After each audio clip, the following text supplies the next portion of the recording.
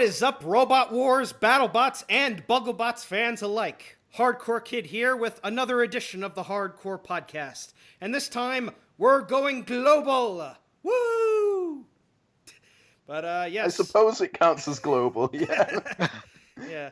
So, today, we're going to be reviewing the UK versus the rest of the world episode of Bugglebots. And joining me, as always, out there somewhere in the freezing cold streets of New Jersey, I have Otaku Nate.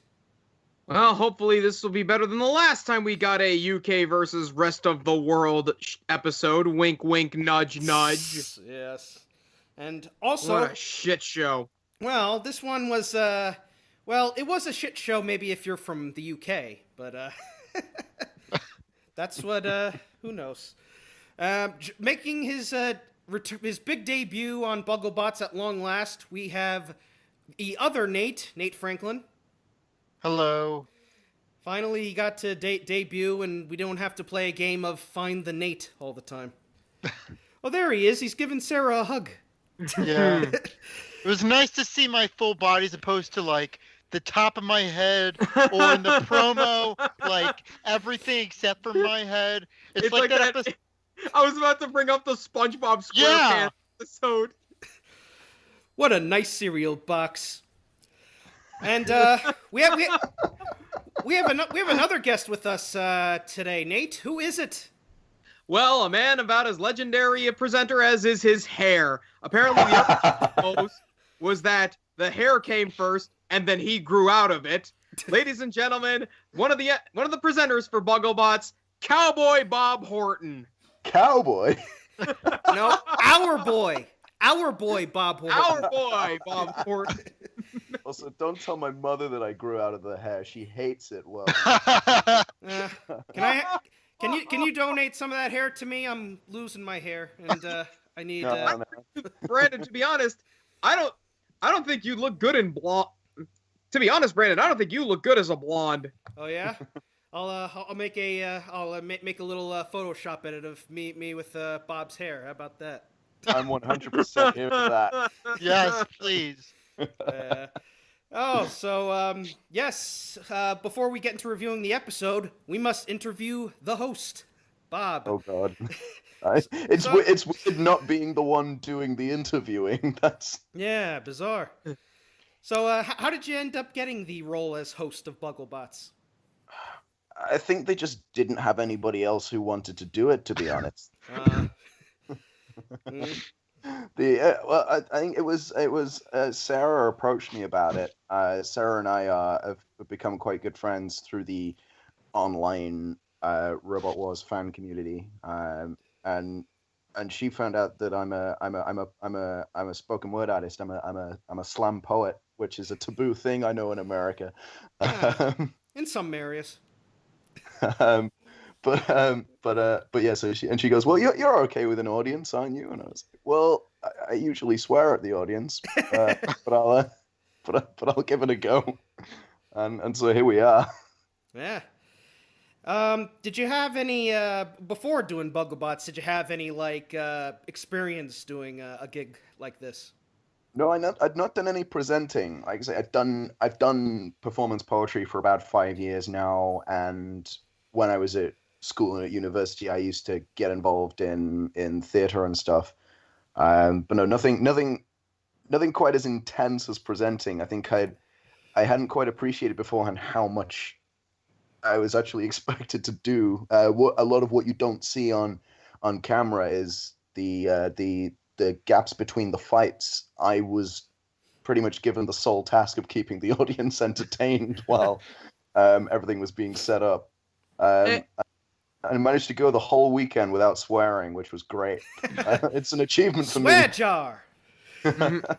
Hey, Bob. Actually, no, that's a lie. That's a lie. I did swear once, and it was while saying goodbye to Tyler the DoomKid. How could you? And like, of all the people... He's 9! Of all the people I could accidentally swear at, it was the 9-year-old.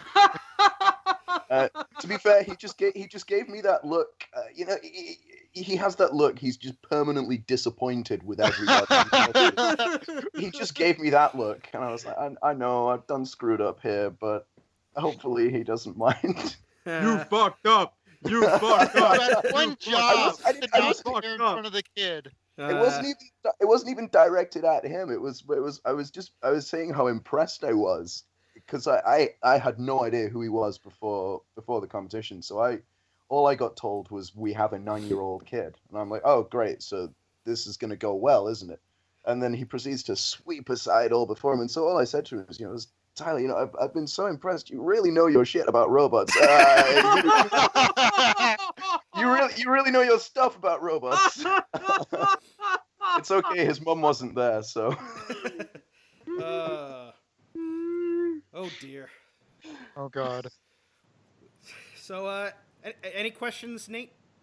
I mean, Otaku Nate. No, I was like, we're fine. We're not going to get each other mixed up. And then this happened, so. Yeah, you told me before we started recording that it was Nate and other Nate, and you're the first guy to screw it up. So. Oh my God. Otaku Nate, other Nate, Franklin, Otaku Nate Milbank. So.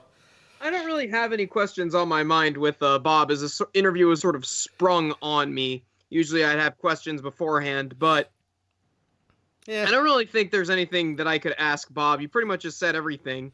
Yeah. So, will we see you back for season 2? I mean, there's got to be a season 2 first. I mean, that said, the fundraising campaign for season 2 went up today. So We'll be sure to link so, that in the description. I'll be sure to do that. It's on GoFundMe. If people who donate £5, so that's what, like $6.50 Yeah, for you $6. guys, yeah, ish. Oh yeah, I forget the exchange rate's crashing because of Brexit. Oh dear. But we won't talk about that. Yeah, so if anyone who donates £5 or $6 or more gets entered into the chance to win some free FingerTech robot gear, which is pretty cool. My family may actually donate to you guys. Nice. They all said, my mom, my dad, and we all said, sure. My mom, my dad, and I, we all love the series. Mm. So Awesome. if you see 3 donations from the Milbank family, then yes, you have our full support. Nice. Excellent. Yeah. I don't get to see all that. I mean, kind of the I'm literally they just tell me where to go and when. I'm like, okay, I'll talk to people then. I have no idea what goes on behind the scenes. Mm. So, in other words, how were you able to escape the arena that you got locked in? I think eventually Shane realized Shane, who is the referee, who's not Tim. So the referee that you don't really see, it's his arena. He builds and maintains it. He was really hesitant about getting me in the arena to do that shot because I'm too heavy for it. I was gonna fall through the floor. If you see the shot, I'm kind of on this really weird pose with my feet. That's not remotely balanced at all, given that I'm wearing 4-inch heels. But that's because that's the only spot in the arena that I can put my full weight without falling through the floor of it. And since we wanted to have fights afterwards, that wasn't the best idea. You should have waited for Nate to come in there, Freya. He almost broke the Yeah. arena. Oh, we'll get to that. We'll get to that. So, yeah, we'll talk about this episode now.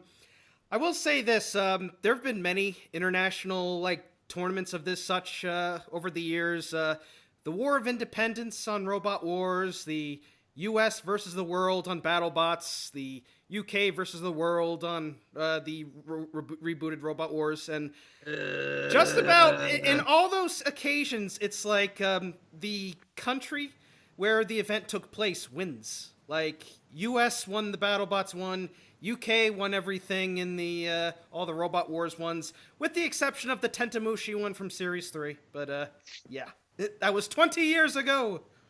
But, God, that is a long time ago. Yeah. I feel old. I remember watching that episode for the first time and raging at how much the U.S. were failing. But this episode, so it's 4, well, actually, it's technically 6 UK bots, but You have two robots, one representing the Netherlands and the other one representing Ireland. Drink feck girls. And you also have Angst representing Germany.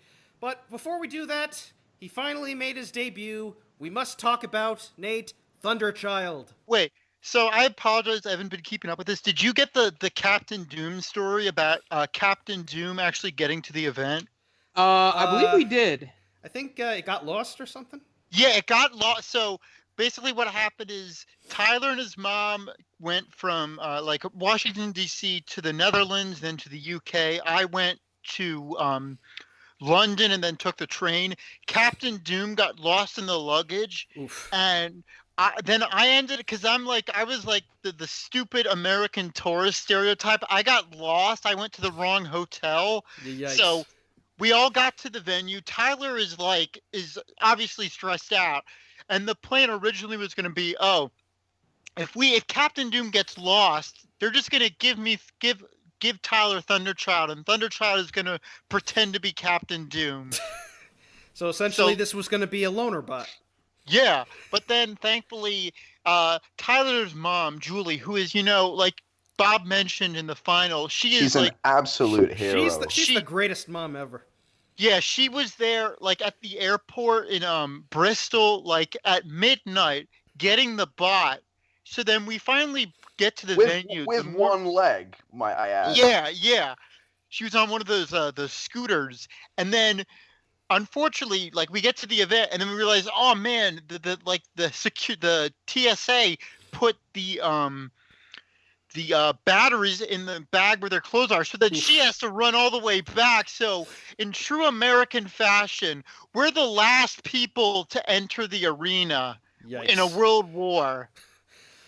Oof, and it's like it's tricky trying to get through customs, because when I go to events, I don't actually bring my bot stuff on the plane. I ship it through UPS because I think it's safer. But it's like when you're trying to ship something out of the country, you can't have LiPo batteries in your luggage because it might get confiscated, wouldn't it? With LiPos, you're supposed to take them as carry-ons. If you're it's like Beetle weights, their batteries are really small, but it's that the LiPo rules are for really big mobility scooters, I think, and stuff like that. But I had no trouble taking everything on the plane.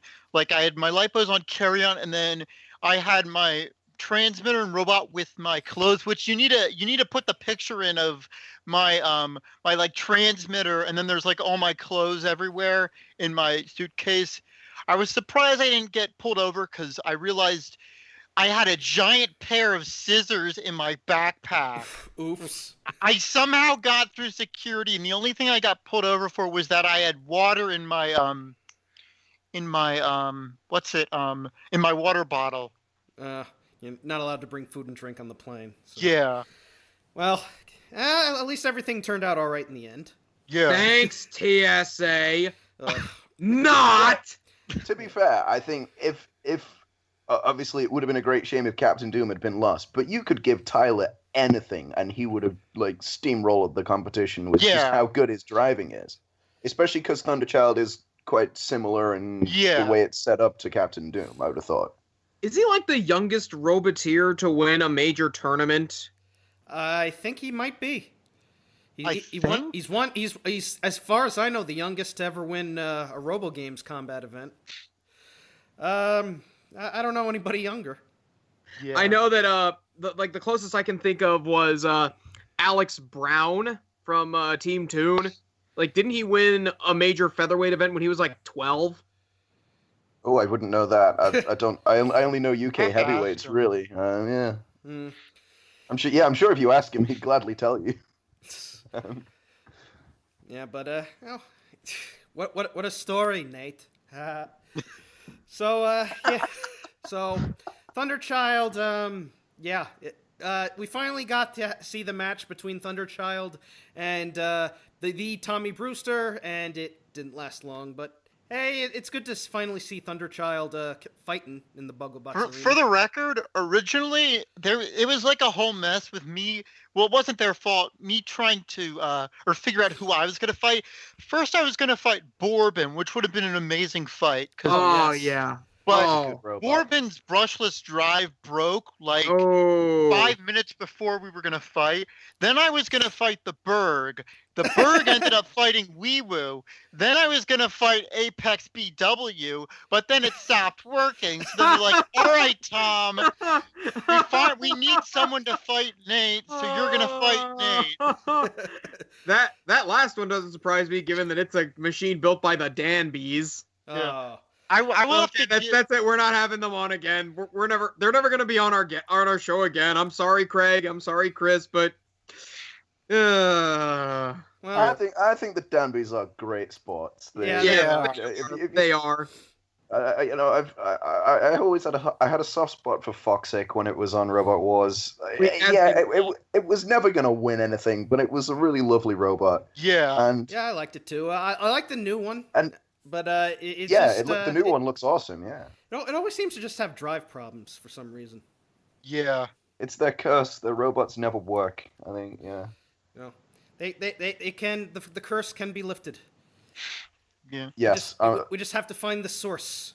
Everybody tip Apex BW for season 2 win. I think. Oh Yes. yeah, Chris is working on a new one. I saw pictures of it. Looks really nice. Yeah, I look forward to seeing that. it's an undercutter now. It's like kind of like PP3D. Yeah. Oh no. She's gonna be up to speed now, boys. Hopefully it doesn't blow up. Yeah, so then we won't get Bugglebot season 3. We gotta get season 2 first. Yeah.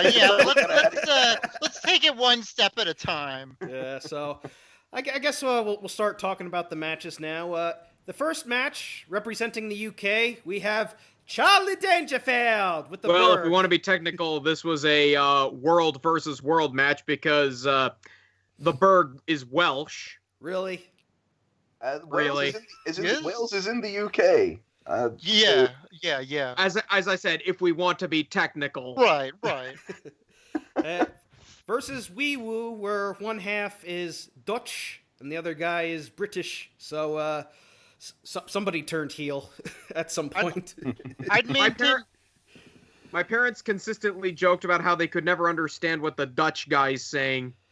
I thought the guy who looks like Chill Guy, I thought he was the Dutch one, wasn't he? Or is it the other way around? The short isn't the I short don't know.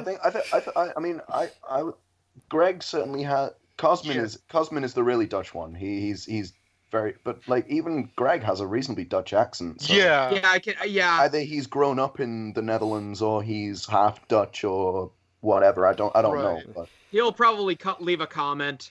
Well, just like Dominic Pickinson being half Czech, you might as well represent Dutch any way you can. Mm-hmm. I know. With Weewoo, like when I first got to the event, I don't want to be overconfident, but I had a reasonable expectation that Captain Doom was going to steamroll the competition, which he really did. Obviously, He except could have. for Limpet. He just ran into a hole in the floor.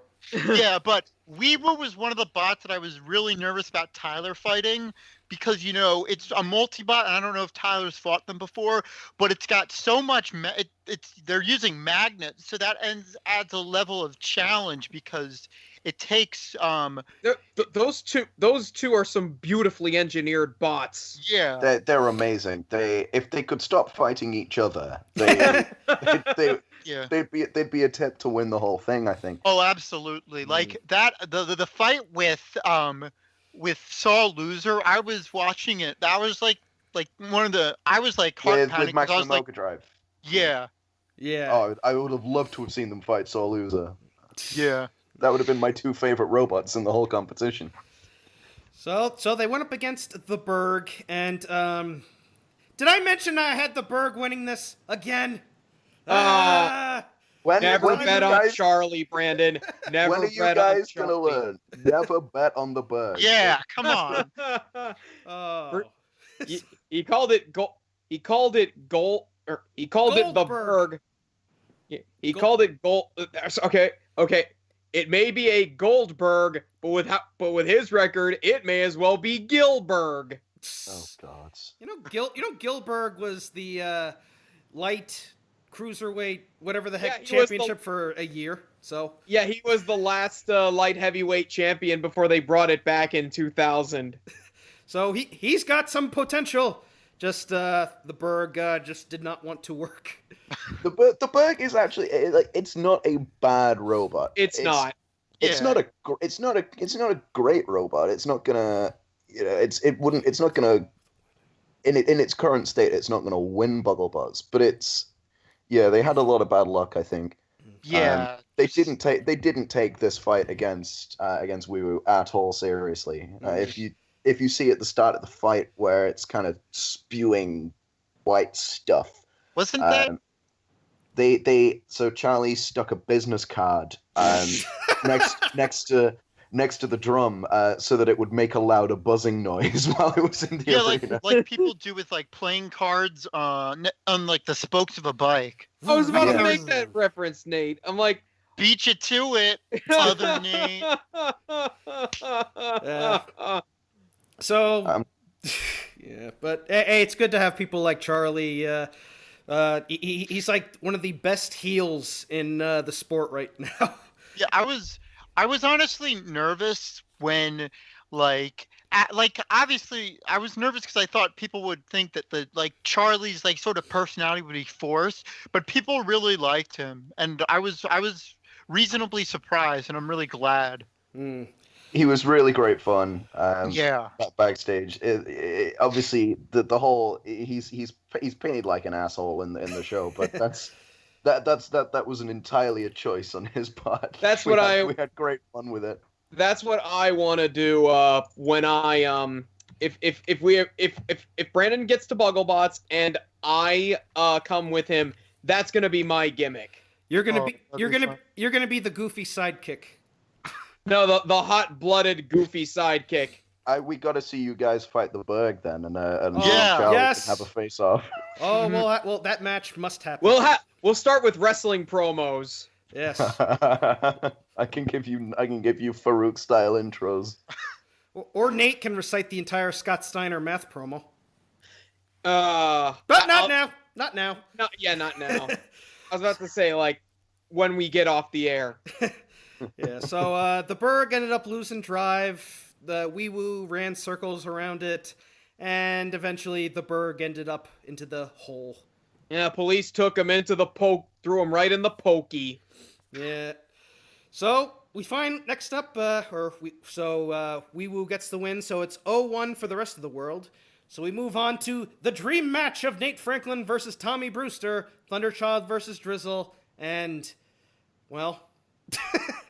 It went exactly as everybody in the room expected. It was cut off, but you could almost hear me say, I kept trying to write him, but because his weapon is so heavy, there was no way I could get him back on his wheels again. I was trying, but I felt really bad. It was over in one hit. And then I just kept trying to awkwardly push him into the pit. Well, you got him, and then you broke the arena. You were gonna ask me. Oh, yeah. I was about to say, we didn't get too much of the arena getting broke. There was a few dents, maybe a scratch here or two. I know Drizzle got a hole-in-one with Good Boy, but that was highlight of the series. Oh yeah, easily the John Reed good hit of the season. But we got our arena being broken, and this is the first time I think I have ever seen an arena being broken from the outside.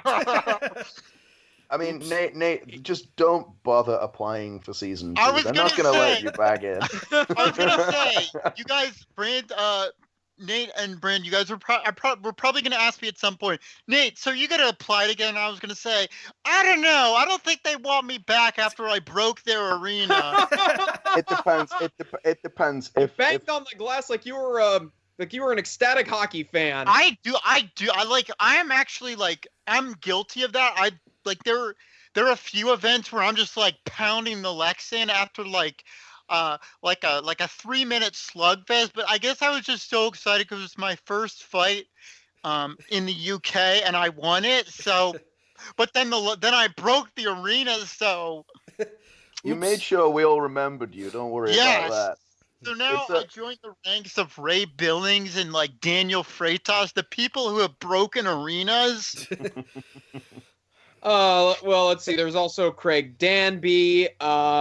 Chris Danby, because Chris was Kyle. The both of them, the Danbys. Yeah. Kyle Singer. everybody. SC broke the arena. Let's not forget that. Now Dave- there's Dave Molds broke it with a bit of aftershock and Gravity also. That one, flipping Hydra right in the camera. So how much you want to bet the arena at Motorama is going to get broken at some point? did you see? Obviously, a bit of a tangent, but they're now doing a tip speed limit. Like Kyle asked all the featherweight builders to like calculate their tip speed, and if it's above like 200 miles per hour, then they have to turn their bots down. And if you go above 200 during the event, you're banned. Or not banned, but you're instant disqualification. Damn. Well, how do you know when a robot is going up to 200? Well, there's it's called like a tachometer, and it tracks like the RPM. But I don't know how they're gonna do it like during the fights. They're obviously not gonna reveal it, so people can find ways to get around it. But they're gonna figure it out. Maybe they'll have a cop with a speedometer pointed directly into the screen. I don't know. 30 miles an hour, okay. 80 miles an hour, okay. 200, wee woo, wee woo, wee woo. Yeah. So Thunderchild wins and gets another point for the rest of the world. The UK still at Z. So we move on to the Battle of the Axes. Futamishi from the UK versus Angst from Germany. And I thought this was a good match. It was pretty good, though I still have to question the effectiveness of axes on beetle weights. Well, Angst managed to land some good hits here and there. It did, but it didn't really do much damage. I think it's likely due to Futamishi's shape because it's so bulky. Yeah. when you actually look at kind of the internals of Futamishi, it's essentially just a drill motor with a bit of shell around the outside. And did that drill motor show. So much of the weight has gone into the weapon that there's just nothing worthwhile for Angst to hit. Yeah. I did feel a bit sorry for Futamishi because they came along and they hardly got to do anything. They got beaten really quickly in both of their fights in the. They won their first fight against Drizzle without doing anything, and then got absolutely trashed in their second fight against that was Captain Doom, wasn't it? That was Captain Doom. Yeah, and so not a lot really went well for them, and so hopefully season 2 we'll see them back. I thought they were doing all right in this match. I thought they were going to win because they didn't have to use the axe. They had the axe hoisted on high so that they could use the wedge, and they were pushing Angst around and doing all right. And then I think they drove into the pit. I think eventually. I don't remember. Yeah, they got pushed in by Angst. Yeah, I think Angst had it reasonably under control. Yeah. In the end. But no, it was a good fight. I think it would have been considered an upset if Futamishi had won it. I just realized all 4 of these matches were won via pitfall. Yeah, all of them were. So there's been more uses of the pit in this episode alone than in the entirety of Robot Wars Series 9. Think of that. Yeah. So Angst wins it for the rest of the world, and pretty much at long last the rest of the world triumphs. Woo! Well, we got one more fight to go. We still got one more fight, and it's Zero Gravitas versus Lame, and this was a funny one. This was the best fight out of the 4. This was God. a great fight. Comeback of the century. There's what is it? There's Tornado. No, what's it? Bigger Brother and Hypnodisc. Saint Anger versus C-Ross. Tombstone versus Witch Doctor, and then you have this. Yeah. Like Lame we're up against it here. Their scoop thing wasn't working anymore. Zero Gravitas was basically just driving around it and biting into it like he's biting into a giant ice cream sandwich. Have you ever had a green ice cream sandwich? It's quite bizarre taste. I hear they taste like lime. Lime. Can we just say that I should have seen that one coming. Can I just say this, that Alasdair was really on point with his commentary this year? I don't know. Bob, I seriously hope that... Ben, if you're hearing this, I seriously hope you kept the outtakes. Yeah, just have like an hour of the camera focusing on them, like, oh, what the hell is going on in this match? I'm falling asleep here. Holy shit! The commentary was actually it was all done live. The commentary. It was? Not at the event. So they I don't even know if I'm allowed to tell you this, but no, we know it was in.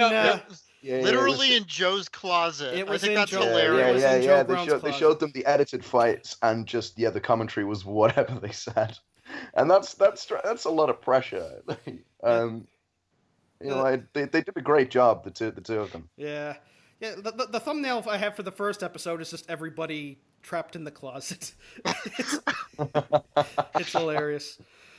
So yeah, we want to see Alasdair and vote Saxon back for season 2. Oh, absolutely. Yeah. They're definitely going to be back. I don't see any reason why they wouldn't. I mean, Unless- Sov is making noises that he that if season 2 happens, that he might want to enter a robot rather than just commentate.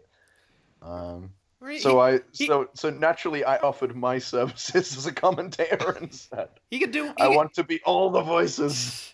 He could do what Mick Foley did when he was in WWF, both wrestle and commentate at the same time. Yeah, I don't see why not. Yeah. Okay, I've got my spinner here. I'm gonna go over and hit him. Gotta avoid the pit there. You do a worse You do a worse Scottish accent than I do. That's not even a Scottish accent. That's like it's about 400 miles too far south to be a Scottish accent. I don't even care anymore. Why are you always bothering me? Who are you, Anderson? What? Anderson? To be fair, Sov doesn't have the world's strongest Scottish accent. He's Yeah. I have a cousin who's from England, or it's a cousin's husband who's from England. He's British, but his accent is like almost American, and like sometimes he has a bit of a dialect. It's quite bizarre. But yeah, before we go into another dialect lesson, let's talk about this last fight: Zero Gravitas versus Lame. Okay, so I'll break this one down. Break it down, Nate. So Lame, they're basically down to one wheel, but because they're moving outside of their circumference, they are technically still mobile. And all Zero Gravitas has to do is bite down on the robot and drag it to the pit. Then, for whatever reason, it gets too close and then finds itself hanging on the brink of oblivion. It's being counted out as immobile, but then Lame says, no, wait, I'll put you out of your misery. And as soon as the clock hits 1, Lame just dumps it right into the pit at the last second. It was beautiful. You know, I don't think anything will top Drizzle getting the hole-in-one on Good Boy for best elimination, but this is the second best. As far as Owen was concerned, the driver of Lame, I think he was shocked he even won the fight, let alone as spectacularly as that. It was fun, and again, it was a whitewash, just like the World Series Episode 2 from Robot Wars, but except the other way around. So, turnabout's fair play, you could say. But in the words of Apu from The Simpsons, now you know how it feels. Yeah, it is refreshing a little bit to see some guys from other countries win something, but You know, a part of me kind of wishes there were a couple wins from the UK. Yeah. Yeah, because it's one of the reasons why I like the BattleBots US versus the World episode. It's because there was a mix of both US wins and the World wins, and it all came right down to the last match to decide who was going to win between US versus the World. I think of all the international competitions, that one is certainly the best. Yeah. Simply because it was so back and forth. Right. I'd probably say my second favorite is probably either the second UK championship or the European championship. Yeah. I was a bit I was a bit sad about the European championship since that was the last match that Razor was in, and then they returned 14 years later, fell into the pit, and then I was happy again. That was don't worry. They fell into the pit. That was their anti-carbide strategy. Yeah, I think they were. I don't think Ian Lewis wanted to feed his pride and joy to Carbide. I really don't think that would have honestly just been like painful to watch. Since I'm like the creator and admin of the unofficial Robot Wars group, if Carbide versus Razor had happened, I would have had to make like a separate thread for people to vent their sorrow and frustration over their childhood hero. Childhoods would have been destroyed. So many watching Fs. Razor get destroyed by Carbide. Like, people are always like, "Oh man, this killed my childhood." That would have been a literal destruction of childhood. I'm honestly happy Razor didn't face Carbide. Because Razor getting destroyed by Carbide, it's like trashing Michelangelo's David or a sacred piece of artwork. You just don't do that. Razor is a beautiful, beautiful robot, absolutely. but it is of its time. Yeah. And there it should stay. Yeah. So this was a complete sweep of the over the UK from the rest of the world. I do have a question though. If this had gone to a tie, would it have just remained a tie, or would there have been like another match to decide? No, we would have made Nate wrestle Tim Rackers in. Talk about a mismatch. Other Nate versus Big Sexy. Place your bets. I can take Tim. I've done wrestling. We had like sort of an NDA. He's a lot bigger in person. Like, he looked big on there, and when I actually finally met him in person, I was like, "Oh gods, yeah, you know." No, I mean, if I had to... Oh, sorry. No, you go. It's like I'm not particularly short. I'm 6'2", and I was wearing 4-inch heels throughout all this. So I'm standing at about 6'5", 6'6", and Tim is still taller than me and Bugglebots. There was a few of them, actually. There are some absolute giants in the UK robot-airing community. Just remember, sweep the leg. No, if I had to, so we had sort of like any TV show. Obviously, it's not a TV show, like an NDA. Obviously, we were not under contract. But if I had to fight Tim, I would be like walking around. I would have like a full body cast, and people would be like, "Hey Nate, what happened? Like, what happened?" And I'd be like, "I'm sorry, I'm not allowed to tell you until like 4 months from now." Well, so yeah, that pretty much covers the UK versus the rest of the world, and Nate was saved, but. Yeah, I think on a scale of 1 to 10, there wasn't a whole lot of destruction, but there was some Yes, fun there was! Well, yes, there was! From you. But I'll give it a 7 out of 10. Because I'll give it a 7 too. I think that's fair. Yeah. How about you, other Nate? 10 out of 10. I was in it. Yeah. And Bob, you were the host. Yeah. What do you think of your show? I mean, I think I'm with you guys on the 7. It had some, like, there was only really one of the fights was really good, and the others weren't necessarily up to the quality of the rest of the series, but it was still a fun watch. Yeah. And I got to call a lot of my fellow Brits national disgraces, which was always great fun. So is there one episode left? Yes, and I didn't see all that. Well, there's one fight in particular that I think you guys are really gonna like. I don't want to say anything, but I thought there's one that's like really fun, and The next episode, it's gonna be just the whiteboard matches, the stuff that we did for the hell of it. How many are there? How many matches? I can't remember. But there are. I think this probably is gonna be the best episode of the series. Yeah. This is so much fun. And I say that as someone who I thought the grand final of Bugglebots was the best episode of like anything Robot Combat related I'd seen. Better than the Series 10 grand final? It was a tight one. It was a tight one.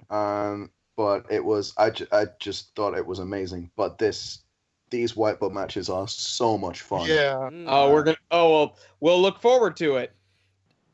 So, is there a match that takes place on the actual whiteboard? Since I saw the Berg and Wee Woo up on the whiteboard in that video. Yeah, if you dig around on the internet, there's a video of either Wee or Woo, I don't know which one's which, fighting Drizzle on a literal whiteboard, showing how strong the magnets are that hold them.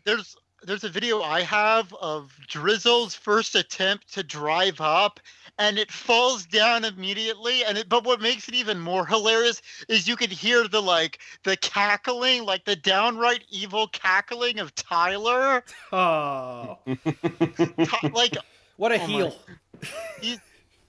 Like Tyler destroyed everyone in the arena and out of the arena. Like, ouch.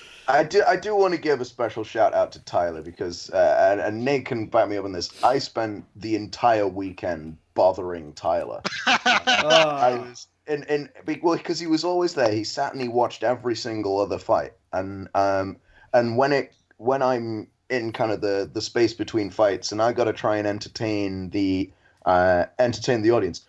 Of course, I'm gonna talk to the 9-year-old who just shits all over his opponents. And so it's like, so Tyler, what did you think of that fight? He must have been sick of me by the end of it. It's like I feel like losing to Tyler, because like I've done it. I've lost to Tyler. Brandon, you've lost to Tyler. It's a rite of passage. Yeah. Like some of the best builders in the U.S. lost to Tyler. I don't even have a robot. I lost to Tyler. We didn't fight at the event. He completely humiliated me. Like we put after the fight with K2, we put it in the arena and like downtime just to double check, make sure everything works. And I was like, hey, can I drive it for a sec? And it got wedged under the pit, the same place that happened in the fight against Limpet. And he said to me, wow, Nate, I thought you were the best driver at Bob because I won the best driver award like 4 years in a row. Ouch. That hurt. Like, I have never been insulted. Well, obviously, like, Tyler's a wonderful kid, but, like, ouch, I have never been burned so badly in my entire life. Oof. Well, you might get to face him again at Motorama, yeah? Because he's got he's got a sportsman bot, and you got a hobby weight, right? Combat. No, I got a full combat 30. Nice. I'm feeding it to the shell spinner. I'm feeding it to crippling depression and beam. I'm ready. I'm super psyched. Nice. So yeah, this Friday, Saturday, and Sunday is in fact Motorama, the biggest robot combat event in the Northeast of the United States of America.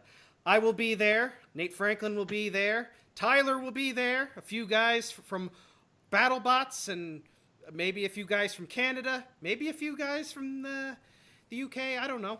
I do know that Pete Smith, who is Mark Smith's uncle, is also there. He built Mondo Bizarro for me, which is really great of him.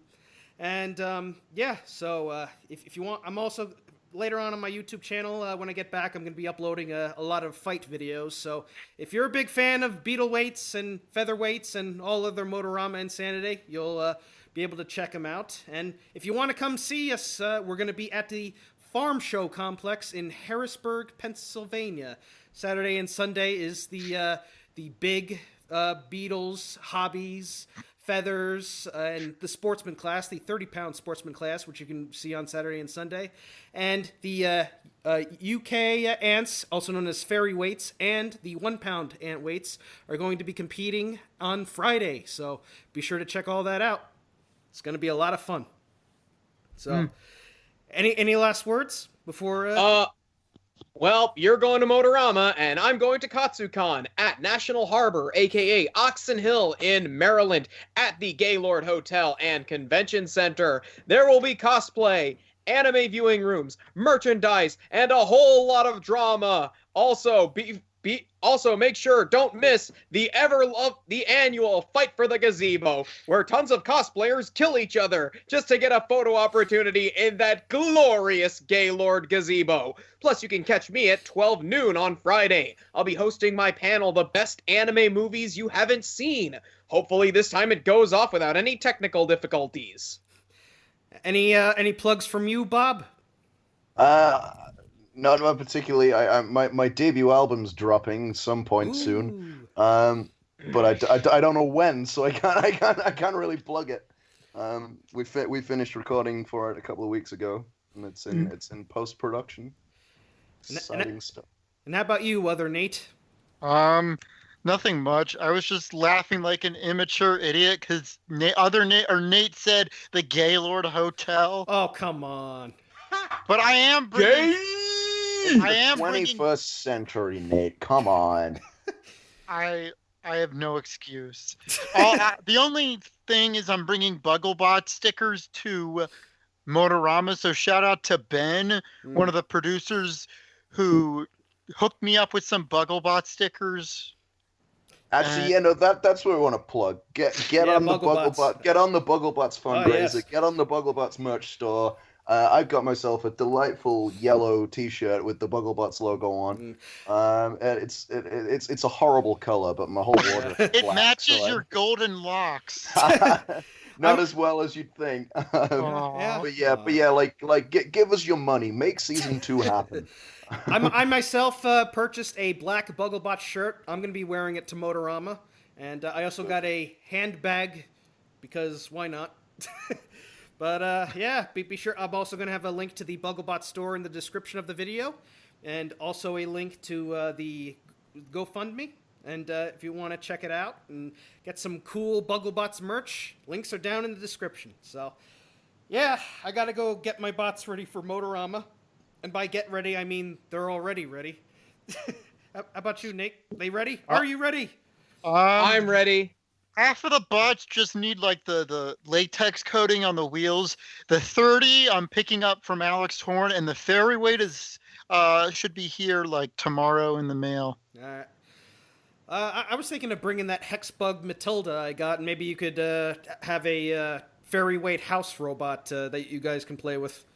No spinners, just the wedge fights. Remember, you don't want to hit a lady. Yeah.